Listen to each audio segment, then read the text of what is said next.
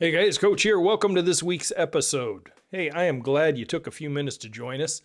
This is the final installment, part 3 of the drainage system that we did at Brook and Pond. And it's taken a little bit because we had other people's schedule that we had to work around. We had availability of materials. We had a new toy that you will see, at least it's new to us. And this last little part only involved about 23 feet, but it was the ugly of the good, bad, and ugly when it came to this project. Hey, let's get going, shall we?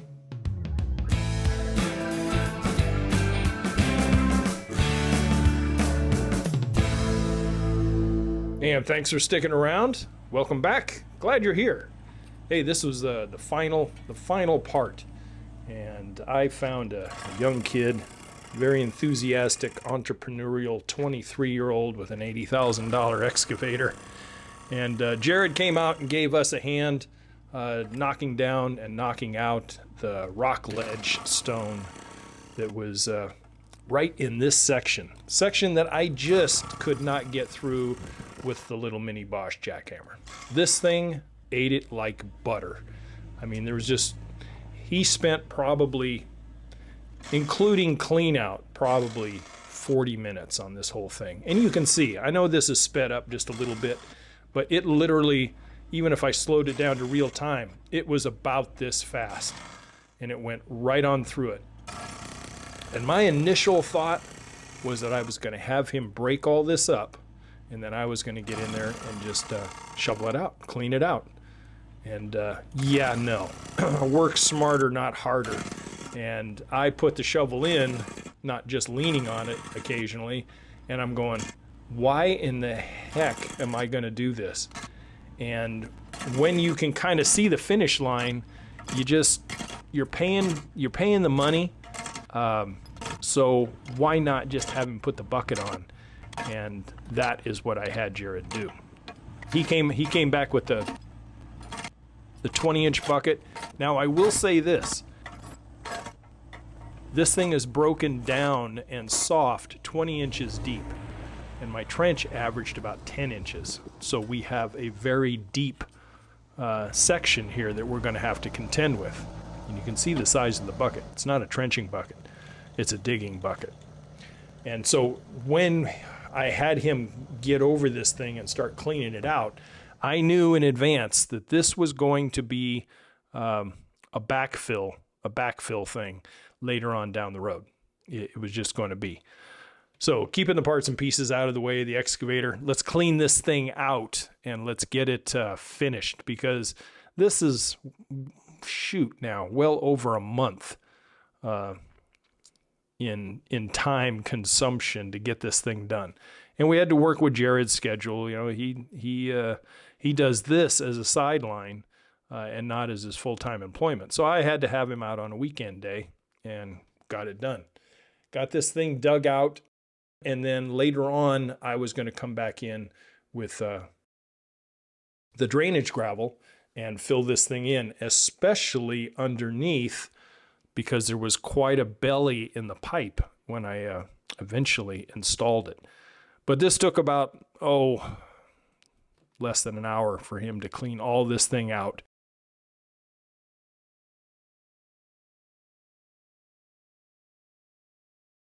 I had him for 3 hours, and you'll be surprised what else we did on this day. You will have to see it next week as far as quite an advancement in our backyard landscaping. Something that pleased me greatly, and then also was kind of an aha moment for us, seeing that, hey, we actually can dig here with the proper equipment. So there it is. Pretty wide drainage trench, huh? It was over 20 inches wide. It was only 6 for the rest of the trenches everywhere. So moving on, we ended up getting in there and connecting the perforated portion to the last section there, which was solid pipe.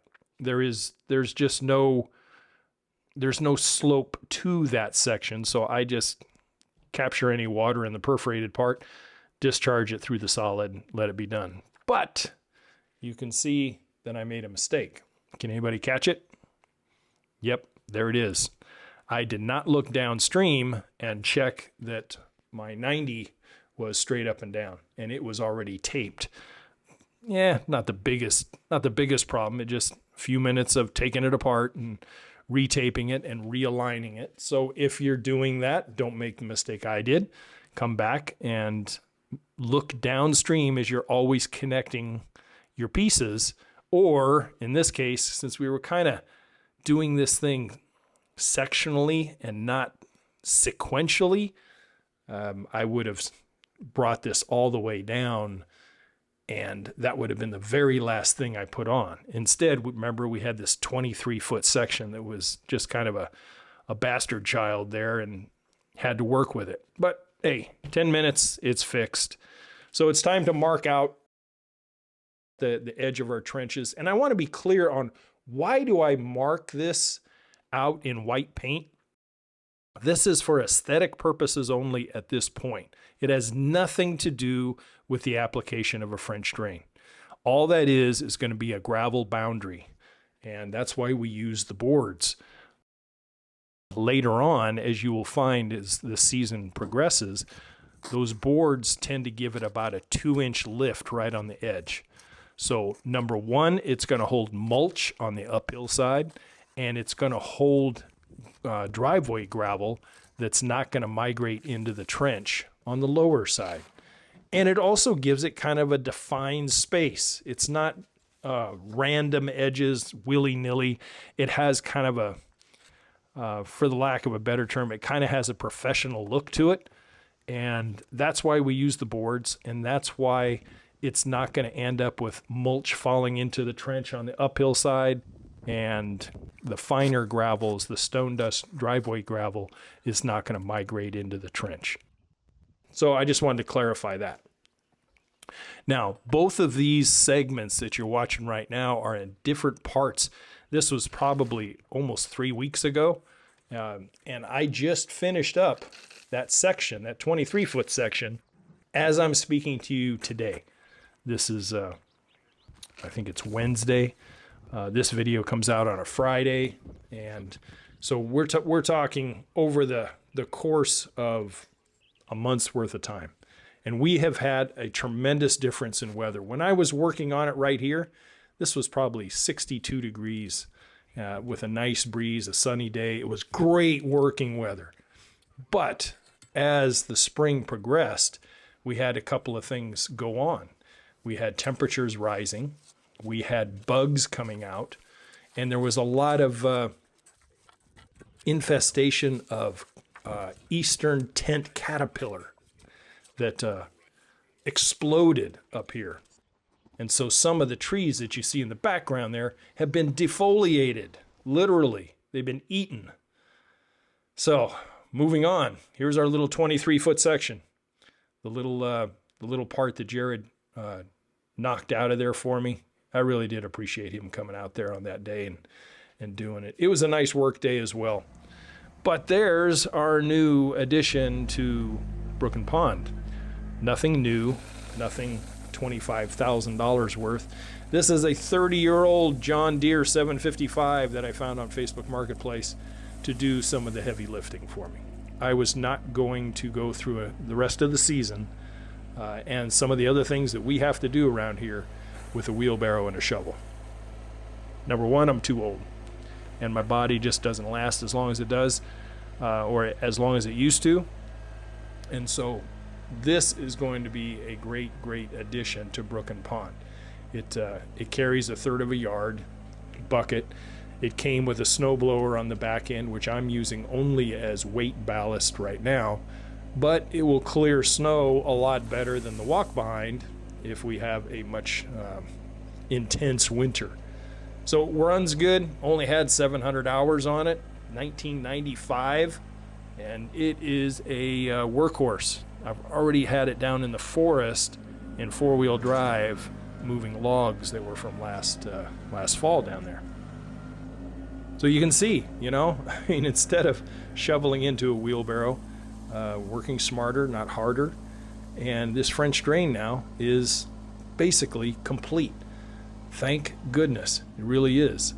The next stage of what this tractor is going to help us with is already, there's a little snippet of it coming up. You'll see parts and pieces of it, but I have raised the gravel down on the pond side for driveway parking, and we are just going to plow through this last little bit, get it all in and done, and say goodbye to the French drain project. This was 220 feet of French drain through rock that I've never dug in, and I don't ever want to dig in a lot again. So the tractor will help out a lot in that. So there you go. There's that finished edge, and it is all the way down at the very end, just a little tail end piece that's there. And I hope that it works very, very well. That large part that was excavated out may absorb a lot of water before I actually get water to end up coming out of that 90 down at the end down there. And now is just the time to go back and wash the sediments off the top of the rock so it looks clean and complete. This comes directly from the quarry, and there's a sandy gray sediment haze on it. And as you can see, when it gets wet, it's actually kind of an attractive gravel. It really is. We have a lot of it here at Brook and Pond, and I kind of like it. I'm not used to a gray charcoal colored shale, and I'm rather pleased with it. It packs fairly well, yet in this particular case, it turns out and it's finished very well. So there you go. 220 feet of French drain plus all the other drainage that we have throughout all the downspouts and everything that you've seen. I sure do appreciate you sticking around this long. If you can, give me a thumbs up. I hope you subscribe. I noticed that in looking at the channel, I only have about 20% of all the viewers actually subscribers. So hit that subscribe button. If you have any questions, drop them in the comments below. I appreciate your time as always. And as always, to your landscape success. I'll see you on the shorts, see you on the plan of the week, and I'll see you next week. Bye for now.